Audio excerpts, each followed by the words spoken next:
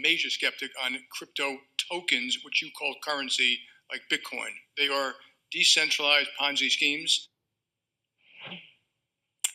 Decentralized Ponzi schemes. What's your reaction to that? I feel like it's better than the centralized Ponzi scheme, which is the stock market and national currencies.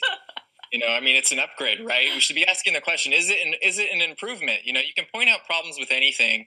And the question really is it not perfect, but is it an improvement over the existing system? And crypto helps a tremendous number of people in the world.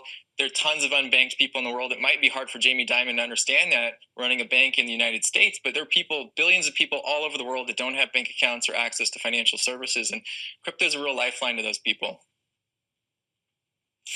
Now, I have to revisit some of your predictions that you made right here. 1 Bitcoin per Lambo, I believe you said, to the moon, infinity and beyond. It hasn't gotten there. And how do you reflect on that? And do you think it still will get there? And just how much farther off is 100,000? I do think we'll get there. I look at this rainbow chart for Bitcoin. We're at the bottom. We're at the extreme buy territory right now. I bought in again at 18,000. I'm still very long-term bullish. I still haven't sold a share of my Kraken stock in 11 years. I'm extremely bullish on the company. I'm extremely bullish on crypto.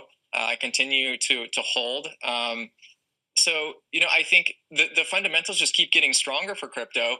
The user adoption keeps growing. The networks get more secure. We keep proving that we can do these upgrades to these networks in a secure, orderly fashion. And so everything just keeps looking better over time. I think the macro environment's playing a big role in what's happening with crypto now. People don't know if they're going to be able to afford gas or groceries next week. So that certainly affects one's discretionary income or, ability to invest long term. But aside from the speculative value of crypto, again, it's solving real problems for people. It does have a functional use case in many parts of the world. And so, I think we should look at it more from that perspective. Like, what is the goodwill that this is doing? Can we measure this value that crypto brings to the world by some other means besides like the financial value, the appreciation of the asset? But, what problems is it really solving for people? Welcome to the Crypto Teacher. And I come back with that video just to make you think. And we have Jesse Powell stepping down as CEO, moving over to the chairman position, but we know all of them do that before they pack their bags, take their money, and they're out. But he was correct in calling the stock market and these fiat currencies the biggest Ponzi scheme that ever was done in history. And in crypto, we call it banking the unbanked. But you know what I call it? Enslaving the unslaved. We don't need banks. The whole point of Bitcoin was cutting out the middleman. That's why it's called peer-to-peer. It would have changed the globe. It's just like the barter system, guys. But we know the NWO wasn't having that without a fight. Now they're going to destroy the legacy market and these fiat currencies in order to bring in the digital economy right along with these cryptocurrencies, where the robots, algorithms, and drones take over the economy, pay each other with crypto, and the sheep go inside the metaverse. Now we have Nova Labs Helium partners with T-Mobile, and we know the best way to bring in the fourth industrial revolution in Skynet is to dangle that carrot. And we know technology can be used for good or evil. But 5G and these small towers are not made for humanity. And remember, the crypto teacher told you. Now, the idea is wonderful, especially if you're trying to make extra cash. You put a tower in your backyard. Someone can actually use that hot spot if they're traveling through and be able to use it. It's a beautiful idea. But like I stated, 5G is not for you. And remember, the crypto teacher told you, because he knows. When it comes to the New World Order, it's all planned out. You have a wonderful day. So Helium Mobile is the world's first crypto carrier, as you mentioned. You can think of it from a consumer point of view very similarly to an existing mobile plan. You sign up. We have a nice app that you'll use. We rely heavily on eSIMs, so it should be a very seamless sign up. But the key difference is that users earn cryptocurrency while they're using the network in the form of mobile tokens. And perhaps more importantly, they get to actually build and own the infrastructure that they're using. So you can think of this similarly to Airbnb or Uber or something like that, where you're not only a user of the network, but you're also part of the infrastructure and part of building it at the same time. Networks are a real thing. I don't think people believed it was doable at the time. We launched in Austin, only 150 hotspots, and within 3 years, there are now 1 million of these hotspots across the globe, building an IoT network designed for sensors and low-power devices. This next step is moving into the cellular world, so primarily targeted at cell phones. And we use roughly the same tactics, right? Which is that people have shown us that they are interested in participating in infrastructure and not just being a user of a network. They want to own the thing that they use. And so we'll do roughly the same thing that we did in the last go around, which is that people are incentivized to build and install what are basically miniature cell towers on any property they have access to. And they get rewarded in mobile tokens for doing that when people use their hotspots. We're going to a different economy.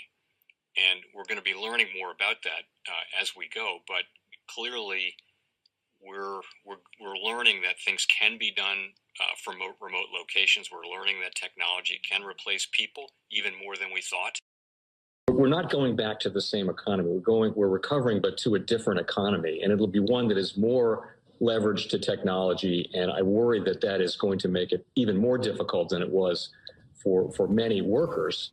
In Silicon Valley, and my friends who work in technology know that what we did to the manufacturing workers, we are now going to do to the retail workers, the call center workers, the fast food workers, the truck drivers, and then even bookkeepers, accountants, insurance agents, lawyers, and on through the economy.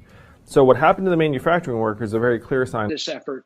And China has big plans for this. They intend to seed their digital yuan into the global environment by giving it away to visitors at next winter's Olympics. When they arrive at the airport, they're going to get yuan digital wallets. They're going to receive digital yuan. They're going to use it throughout their visits to Beijing, and then they're going to take it back to their home countries. They see this as a huge advantage. Why? Because who controls the underlying protocols? Who controls the underlying standards of the future of money will control the future of money.